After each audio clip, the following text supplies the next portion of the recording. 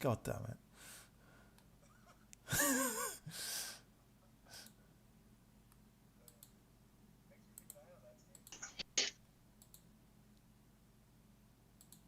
Guess it's a good thing that this is like And the sound should boring, be easy back. part of the Hooray for race. sound. Hello, everyone. We've just been talking about Matt De Freitas and how many people will not realise that he's actually won a race before. And he was extremely modest, didn't want to tell anyone. Well, I will say, James, it's tough to have a 20K breakaway in a 10K race. So we'll see how Matt gets on. And as we said in the incredibly funny bit before you all could hear us, Matt is only really equipped with 3-minute power, but his 3-minute power is amazing and times. But that's enough about Matt. Who are we all following? I'm following Anne. She's in the front group. I am following Alan Bray, who's also in the front group.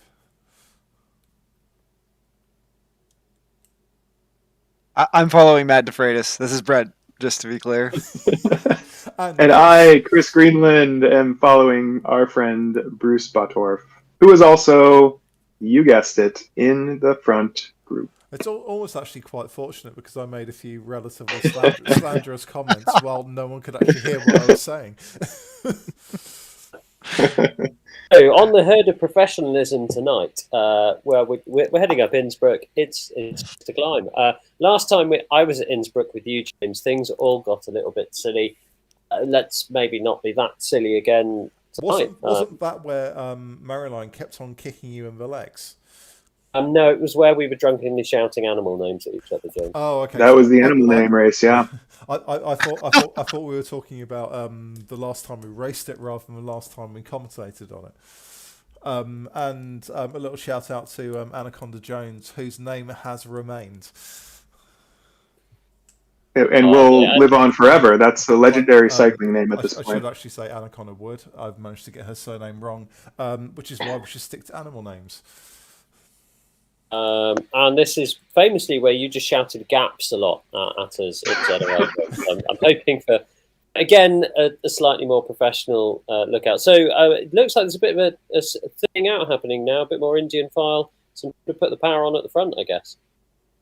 I have just seen a name in here that begins with S and ends in keeper. And if Tim Rush is listening, he will know exactly who I'm talking about. Scorekeeper is in a race.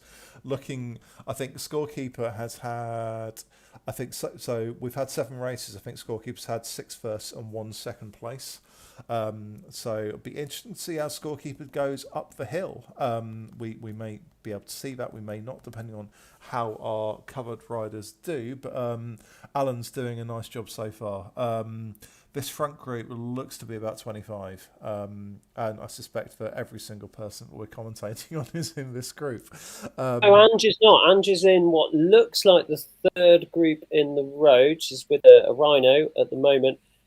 There was a bit of a surge as we went round the roundabout, and it all got very thinned out. And Angie's just sort of pedalled up to the back of the rhino. She's now putting on a bit of a burst, maybe looking to move up to some of the wheels in that 2nd group on the road. So Ange currently 33rd. Interestingly, we've got Bishop out of OTR, and we've also got a B Bishop in here as well. So it could be the battle of the bishops. But I know Bishop out of OTR is capable of doing 5 watts a kilo for 20 minutes, so he may well come out on top in this. But I suspect things are going to start. Who will bash the Bishop is what people are asking. Indeed. And we're just starting to see the start of a gradient at 7%, so it looks like things will start to get strung out a bit. Chris Greenland, what's going on? Yeah, I've got Bruce here. He's at the pointy end of this front group. I see some ATP kits, so you might have to get your ATP attack button ready, James, as well. Bruce has done a really good job to stick with the front group here. It is a pretty big group, and it looks like that 2nd group might be pushing up a little bit to kind of relatch on. Either way, it's pretty strung out. But I've no idea what ATP stands for, but I think it should stand for Attack the Pack. Fair enough. Go ahead and copyright that. Yeah, I might not get away with that one. Steve? So Anne just moved up a couple of places. She's in a kind of good TT mode, which it's a pretty good way to handle this climb, isn't it? It's an FTP test. Interestingly, on the pod, we were talking about how after each of the steeper sections, a bit of a flatter section to recover. And also, I think, I mean, even look at the speed Ange is going now. She's doing 20 kph. It's still very draftable, this climb, isn't it? Mm-hmm. In parts. In parts, yeah. Alan's currently on 7% section doing 17 kph. Still drafting then. So it's about 11, isn't it, you lose the draft? I think you get solid draft at 10 miles an hour, so that'll be 16 kph. But even on the slower sections, you will still get a draft of some extent. Front group has flown away.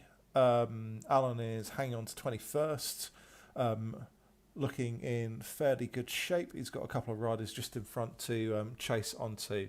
Brent.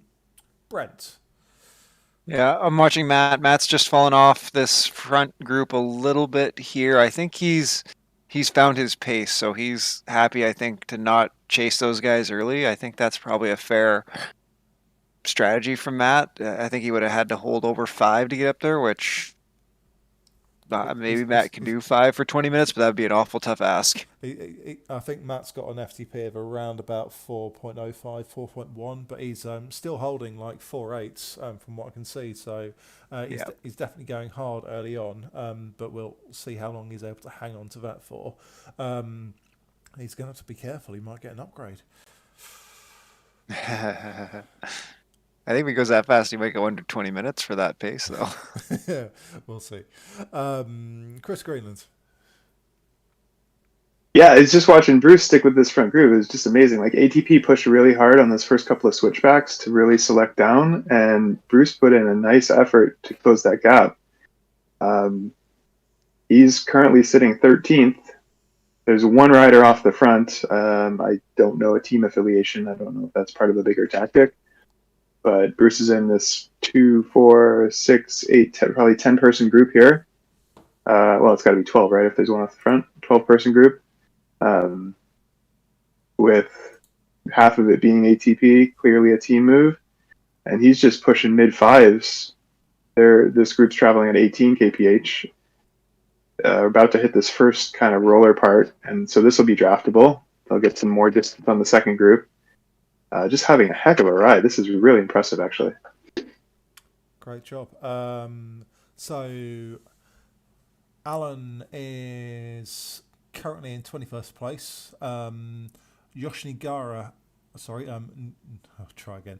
Yoshinage out of Japan is 4 seconds in front, and then he's got Franco Brand, I think that's a Colombian flag, potentially Venezuelan, who's 4 seconds behind. So he's got a 4-second cushion either way, and he's having a nice climb so far.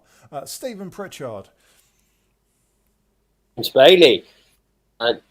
So Ange is in a current group. It's kind of the battle of the Americans, the Americans. I don't know how we're describing North America. Let's call it that. So we have the original Sasquatch and M. Beauregard. He's a rhino in a group with Ange.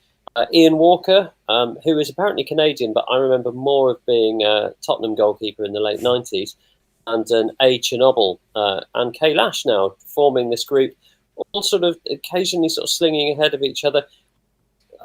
We're starting to see some interesting quirks of the new pack dynamics. I think we said on the podcast, notice it's a bit more slippery, if you like, in the pack. It's a bit easier to get to the front. It may be a bit easier to hang on the back. So are people kind of doing a bit of an effort to catch up to somebody and actually slingshotting past them? So, yeah, not really sure what's going on here, but they're forming up a nice little group of 4 or 5 now.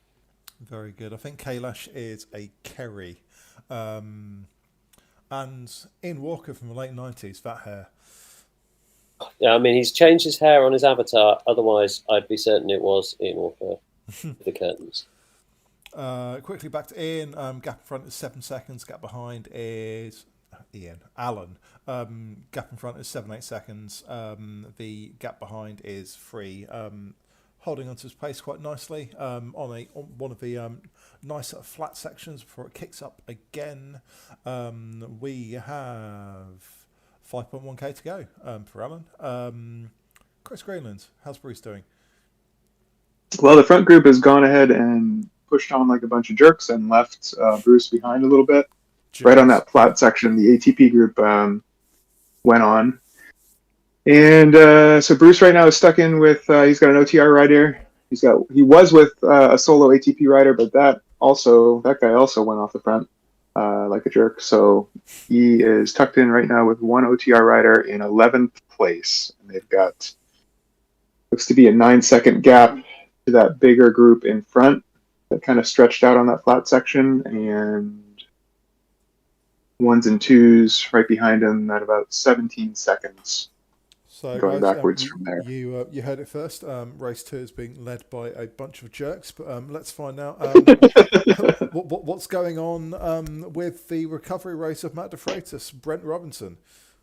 Matt is still sitting in 16th place, which is where he was last time he left him, but he's got a few what I like to think of as like rabbits out in front of him to chase. So he's got one rider 2 seconds in front of him, then another rider 3 seconds in front, then another one 4 seconds in front, which is always, on these kinds of rides, my favorite place to be, is just trying to chase down, someone who's just a little bit in front of you to get up, and that's the best. So he's closing the gaps just 1 second every kind of 30 seconds at a time. So he's just grinding, getting in there, doing a good job. I think he has a good shot to at least get up into that sort of 14th-ish spot. Looks like maybe 13 is falling off the pace a bit too. So he's doing well.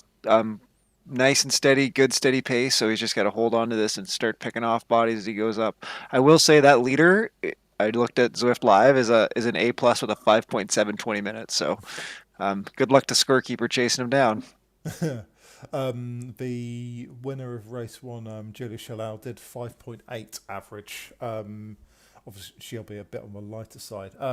One other thing to note is on our little, very selective and highly private Facebook messenger group, we told Matt he might be able to go under 20 minutes for the climb if he tried really hard. Matt did say he likes a challenge, and it looks like he's taken it to heart. So kick on, Matt. We know you can do it. Push hard. I think he might be listening, because when you were harassed about Surrey Hills, he made a little message into the thing. So, Matt, if you're listening, we are cheering for you. We know it's coming. And he's caught those 3 riders in front of him. So he's now in the group that goes from 16, 15, up to 13, basically. So, yeah, he's doing a good job to chase those guys down. How's going for you? Just very quickly, Julian Fussell on the YouTube channel has just said, can scorekeeper ever be beaten? Well, Julian, actually, he has been once. He has had a second place over the course of this series, but that could have been an accident. So we don't know, but he's going to have a bit of a battle on his hand tonight. So we'll see how that one plays out. Steve, how's Ange doing? She's doing really well. She's gone away from the original Sasquatch and Beauregard, who the rider she was with, a few seconds ahead of them. Now, Ian Walker's decided to up his watts. I wonder his watts just dropped again. Is it curtains for Walker? Oh, you can tell I've been waiting for that one, haven't you? But no, it's there's just some weirdness. So she's just been overtaken by Pulio, who's doing 4.5 watts a kilogram. And was doing 6 when he went past, or he or she went past. And it does annoy me with races like this. Like if you're capable of doing those watts, I sound like an angry teacher. If you'd have done that from the beginning, you'd be better now. So yeah, it's there's a couple of riders that have flown past at silly watts, which always makes you question why they're not further up the field. But yeah, she's steadily going away. I think she's gone for the kind of tactic I go for, which is to stay in the same gear the whole time, and you kind of try and keep your cadence the same. So it means your watts will bump up a bit on the steeper sections, and you'll get a bit of recovery, or you'll go a bit easier on the sections like this one, which are 2-3%. Yeah, that's pretty much. Going well. Pretty much the way I tend to take on hills as well. Like on the flat sections, I'll stay in the same gear, but on the flat sections I might spin up a little bit more, and then get back into sort of almost grinding mode. Quickly back to Alan. The Colombian Venezuelan rider appears to have disappeared. Not entirely sure what happened there, but he has just been overtaken by C. Horble out of ATP, and they are currently hanging together. Alan holding high threes, touching on fours, but doing a great job so far. He's at 7.5k, so that'll be 3.4 to go. Chris Greenland, Bruce Bortoff. Bruce is just ITTing up the side of this hill and doing a great job of it. The bunch of jerks have strung out to about a 30-odd second lead, but they're even splintering out. It's not so much a pack anymore. They are all left to their own efforts at this point. The one that went off the front a little bit ago is now coming back slowly but steadily to Bruce. And he is also pulling away from the riders behind. That 12th place that you were eyeing for Matt, Brent, the gap to that rider is growing. So Bruce, I think, did a great job of staying within his game plan and his efforts and not blowing up too early. And now he might be able to. He's in 11th right now, which would be a great result, but he might claw back another spot or two if some of these riders in front give out. So great ride here. Just quickly back to Alan. And There's Brent. There's a nice stream of riders just in front of him, so it looks like there might be a couple who went off a little bit too hard, but he's now managing to pull back in. But Brent, go on. I was going to say Matt. I think has pulled the pin. He dropped power a little bit on the flat bit. Looked like he was just going to rest and recover. Then he wound up and then went to 0 and has since dropped off. So I think he has messaged to say sorry, couldn't do it. So yeah, I don't know if he's a bit of a problem there. Ange is steadily bashing away though. She's on the 10% bit, which is up towards some woods. We all know it well, don't we? Yeah, just reeling in a few of the riders who are getting a bit tired ahead of her. So I've just moved my feed up to the front because I don't have anything more interesting to watch. So we're going to watch Schaefer and Scorekeeper bash the crap out of each other here for the rest of this ride. We still love you. We still love you, Matt. Absolutely. So Brent is going to watch for jerks. Yeah, they're going. They're hitting each other right in the legs. Well, they've slowed down to 4s here, but Scorekeeper has pulled ahead, and Schaefer is now in behind. I cannot believe Scorekeeper is leading this race. I genuinely thought with a hilly race he's going to struggle.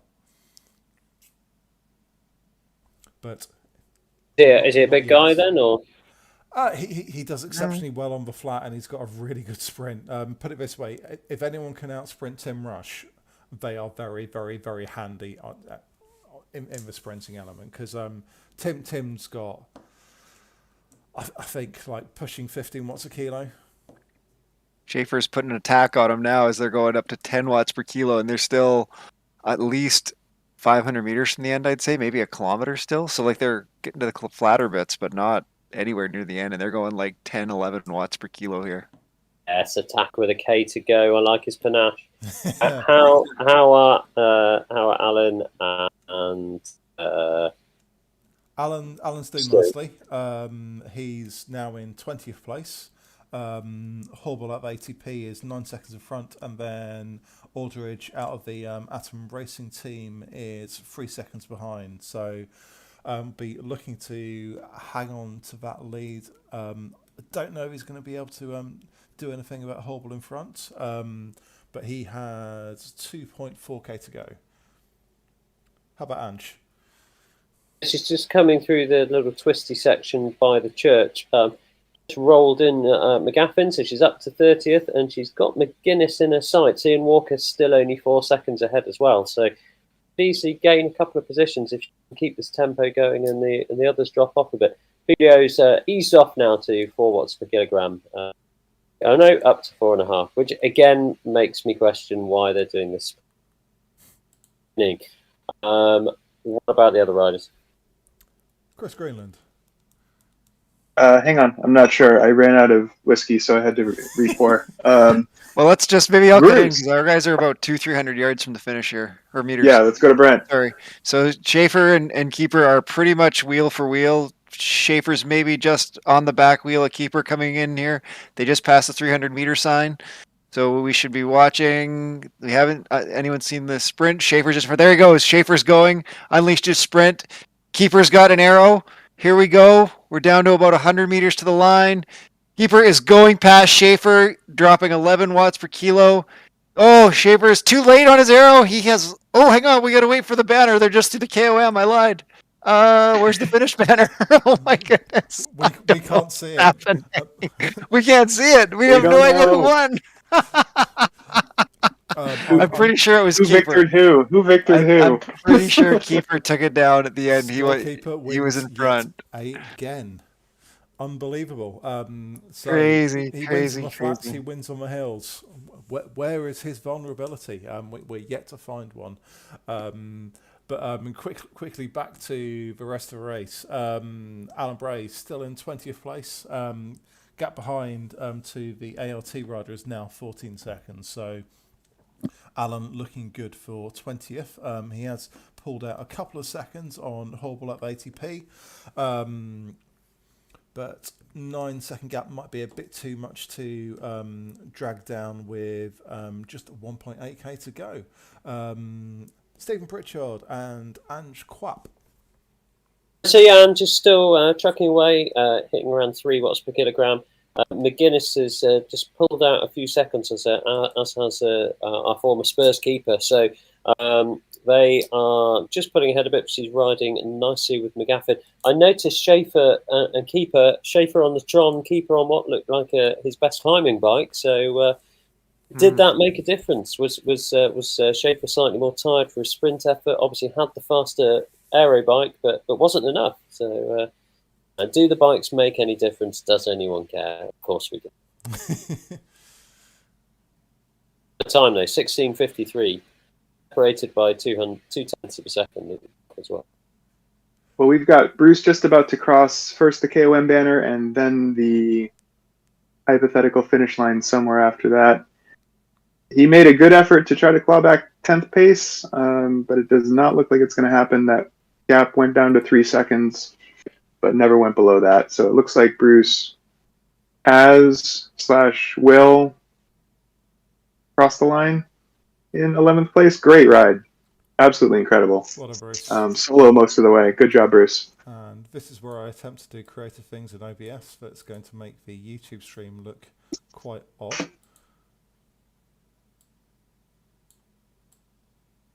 Yep, this is definitely not going to work. Apologies to any viewers who have noticed some disturbances in your viewing.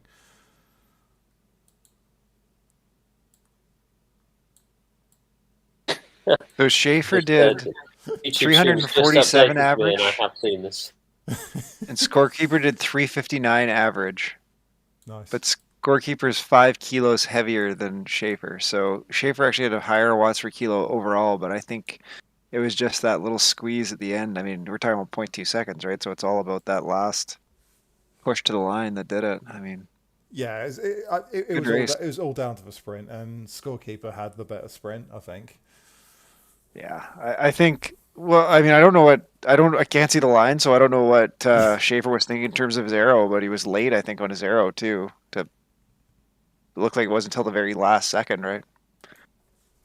Our 2 Japanese riders, both doing 5.5 watts per kilogram, have just flown past hand. Completely realistic. So yeah, that was again genuine's weirdness. I just don't get Zwift sometimes. It annoys me when I'm 25 minutes into a ride and somebody flies past me doing more than 2 watts per kilogram more than me. So yeah, and just lost a couple of positions there. I think she's going to lose out to McGaffin. McGuinness is now 15 seconds ahead. McGaffin is 6 seconds ahead. I'm glad there aren't more riders with Mux in their names because it would get really confusing. But she remains ahead of Beauregard. She remains ahead of John Wynne as well from this parish. To be honest, Steve, when you started talking about people overtaking 2 watts a kilo, I thought that was like you got annoyed with people who overtook you doing 2 watts a kilo. That also annoys me, but that's a rant for another day. Right. Alan has 600 metres to go. Gap in front is 14 seconds. Gap behind is 37.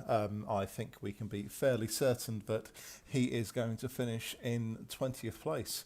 And once he goes over the line, I'm going to do more creative things with OBS, and this one might actually work because it might actually let me stretch it in the whole screen.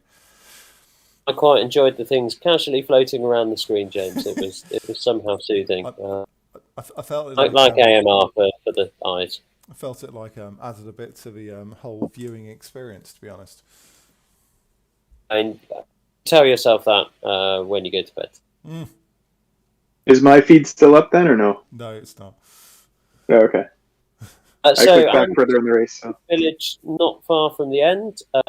She got about a kilometre to go, I guess.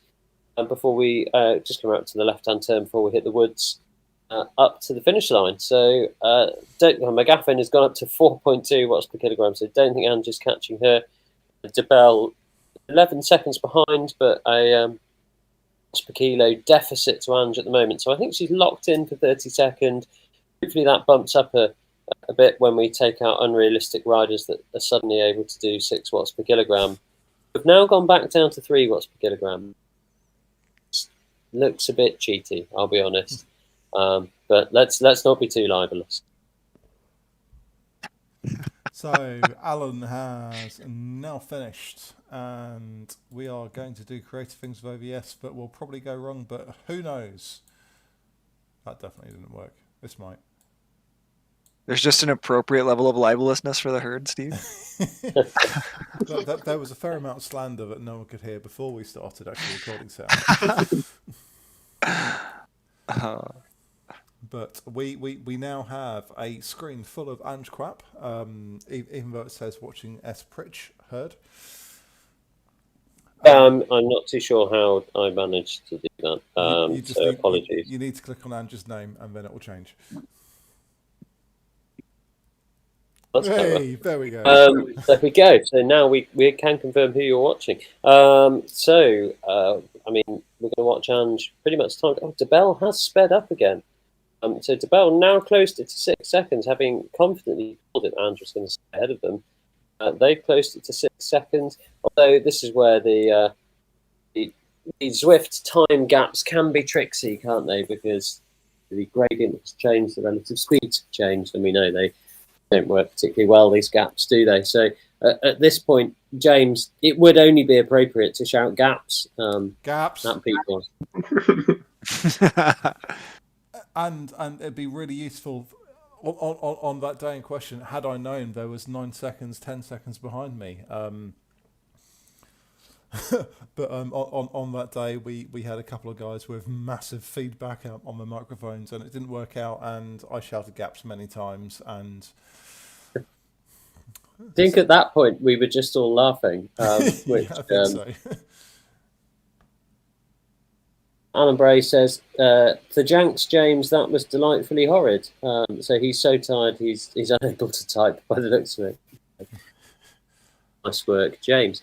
So Ange is now 12 seconds ahead of DeBell. Don't you just love the Zwift time seconds? So I think she's gonna roll over comfortably in 30 seconds here, hopefully bumping up a few more places when certain riders who are currently doing 6 watts per kilo are disqualified. Are upgraded as a result of this race.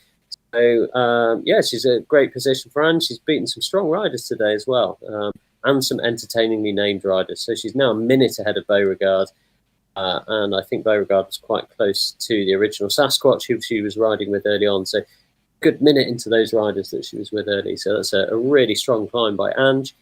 200 metres now to the KOM banner, and not long after that is where the blue banner will be, if memory serves. The blue banner that we cannot see.